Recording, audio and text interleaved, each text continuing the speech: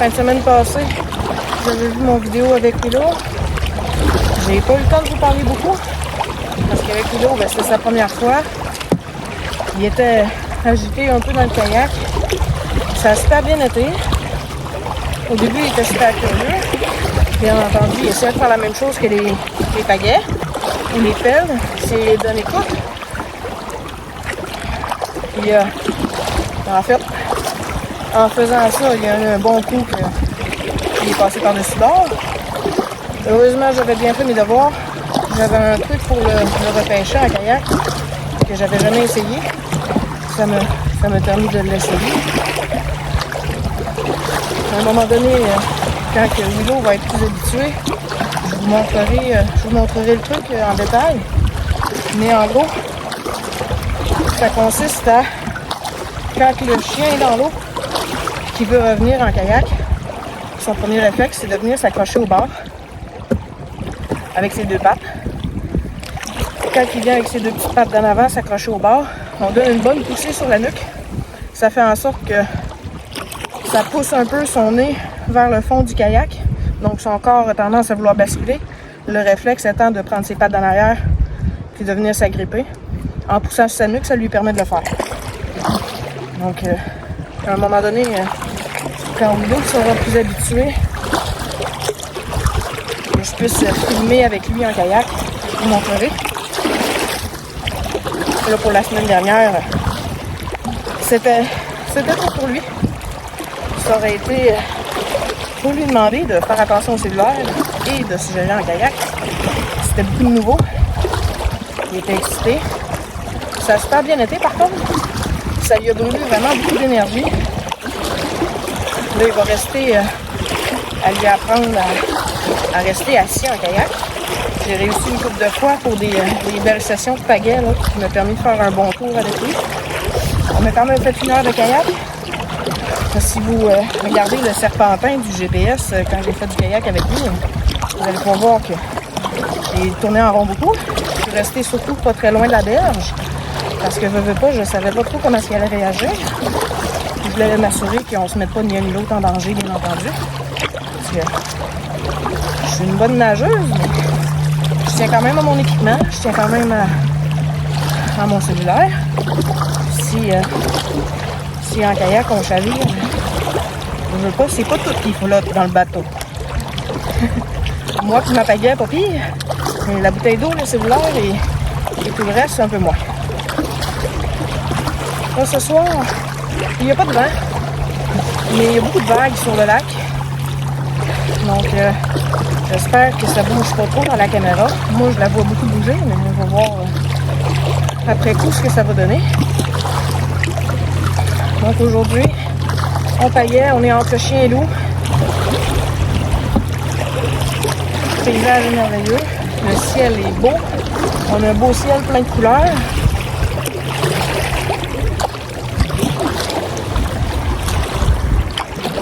Je pourrais essayer de vous montrer.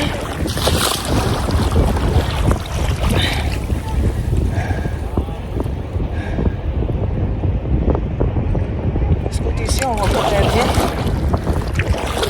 Tout à l'heure, j'ai quand même pris une belle vidéo avec le coucher de soleil derrière la montagne.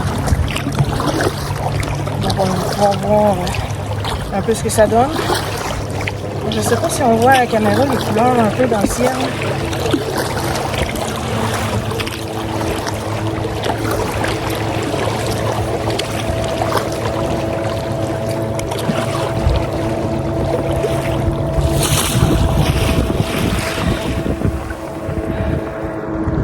Un peu de contraste. Ma caméra bouge beaucoup ce soir sur mon support. C'est vraiment à cause de la vague. Il y a beaucoup de vagues sur le lac. Je veux pas. Comme j'ai déjà dit précédemment, c'est pas une caméra d'action, c'est juste mon cellulaire sur un clip. Donc le cellulaire, c'est sûr qu'il est plus pesant. Donc il y a plus de mouvement un peu. Et honnêtement, je suis agréablement surprise. Je pensais pas que la qualité d'image allait être aussi bonne. La qualité du son surtout allait être aussi bonne en kayak. avec mon cellulaire. Donc pour cette année, pour les premiers essais, je suis vraiment pas déçue. On va regarder sur le petit lac qui est encore plus tranquille aujourd'hui que ce que le grand lac est. Et pour ceux qui ne le savent pas, ici au lac Saint-Mathieu, à Saint-Mathieu-de-Rio, le lac est divisé en deux. Il y a une espèce de petit ruisseau, du moins une petite rivière qui sépare les deux lacs. Présentement, je suis dans le grand lac Saint-Mathieu. Tantôt, je vous dirais dans une dizaine ou une quinzaine de minutes, je devrais être dans le petit lac Saint-Mathieu. Honnêtement, le petit lac Saint-Mathieu est quand même long. À un bon moment donné, je vais essayer de me rendre au bout, faire une vidéo de ce qu'il y a au bout. Apparemment, il y a une belle petite rivière qui se rend quand même loin, qui se rend à plusieurs petits lacs plus loin. C'est sûr que mes expéditions, c'est pas des expéditions d'une journée ou d'une demi-journée. La plupart du temps, je pars 1 heure, 1 heure et demie, 2 heures. Ça inclut le montage, démontage de mon kayak. Donc on peut dire environ 1 heure et demie de pagaie, 1h45 de pagaie. Bien entendu, à la fin de ma vidéo ce soir, vous allez voir le tracé GPS de ma sortie. J'ai commencé ça avec l'application que j'ai téléchargée qui me permet de voir la vitesse que je pagaie, la distance, l'énergie dépensée en pagayant, comme un entraînement régulier en fait avec la Apple Watch, mais vraiment spécialement pour le kayak. Je trouvais ça intéressant. C'est bien de voir si on s'améliore, si on pagaie de plus en plus vite et autres. Surtout les tracés, de voir quelle distance on parcourt, qu'est-ce que ça donne vraiment sur le lac. Éventuellement, si je vais en faire ailleurs, parce que pour le moment, toutes mes sorties qui ont été prises en vidéo, toutes mes sorties jusqu'à présent, en caméra ou sous caméra, sont faites ici à Saint-Mathieu, au camping Bas-Saint-Laurent. Donc, éventuellement, si je vais ailleurs, je vais pouvoir vous partager mes emplacements. Ça va vous partager en même temps le point d'amarrage que je prends. Savoir si il y a moyen de retour au point de départ ou s'il faut prévoir une navette. Oh, on va avoir des bonnes vagues ici. Un silou qui vient de passer.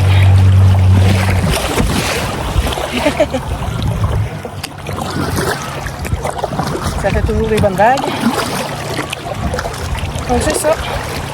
On va reprendre ça un peu plus tard. Pour l'instant, je suis en approche du pont. Pas tellement loin du pont, il y a l'espèce de petite base plein air. Ce soir, je ne retournerai pas au point de départ, qui était le camping. Je suis vraiment allé à la petite base plein air. Parce que avec la vague qu'il y a ce soir, là, je suis dans le bon sens pour les vagues. J'ai pas trop besoin de travailler contre. Mais plus tard, si je me fais ma dernière expérience, je sais que ça va être différent. À moins que ça se calme vraiment beaucoup sur le lac. Donc je vais probablement aller à la base plein air. Mon conjoint à l'auto. Donc je vais demander à Marc de venir me chercher l'autre côté du pont. Donc, à tantôt!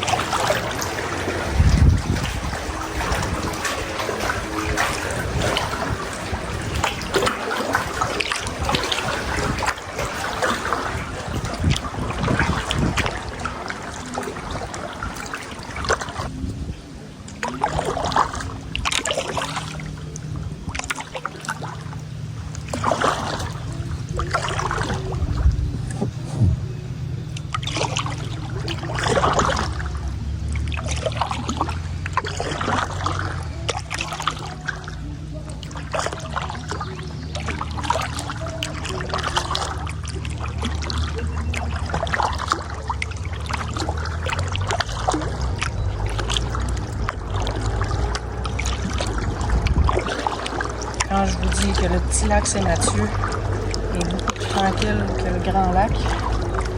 Oh, wow! Avez-vous vu ça? Si je n'avais pas parlé, je l'aurais peut-être vu proche. J'espère qu'on va bien voir à la caméra. Ici, ça se payait tellement bien.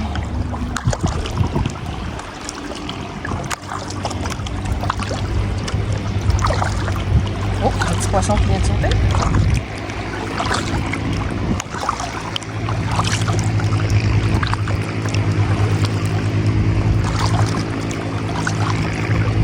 Wow! Regardez ça.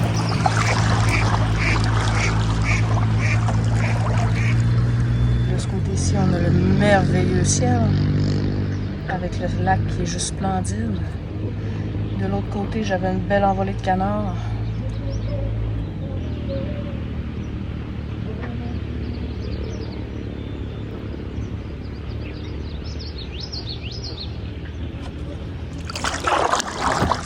Ça va faire des super de belles photos.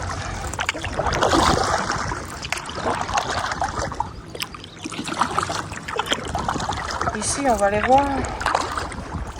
La dernière fois, j'avais l'impression que c'était une hutte de castor. Mais en réalité, je le sais pas. On a les petits nénuphars qui commencent à fleurir, on dirait. Moi, je passerai pas à l'intérieur. Je sais pas si vous allez les voir. Ouais. On a des bourgeons. D'après moi, la semaine prochaine, il va y avoir des belles fleurs dedans. Oh, un poisson. Ça saute ici.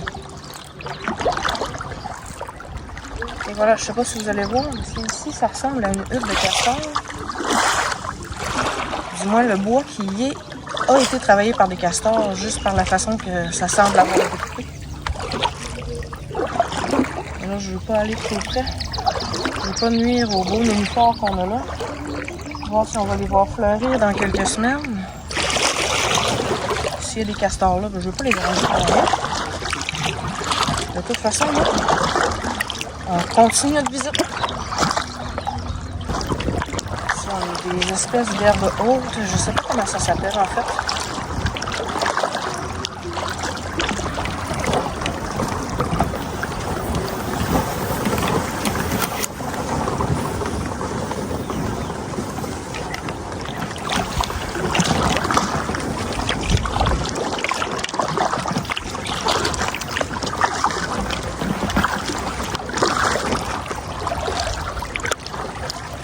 J'ai aucune idée c'est quoi le nom de ces plantes-là.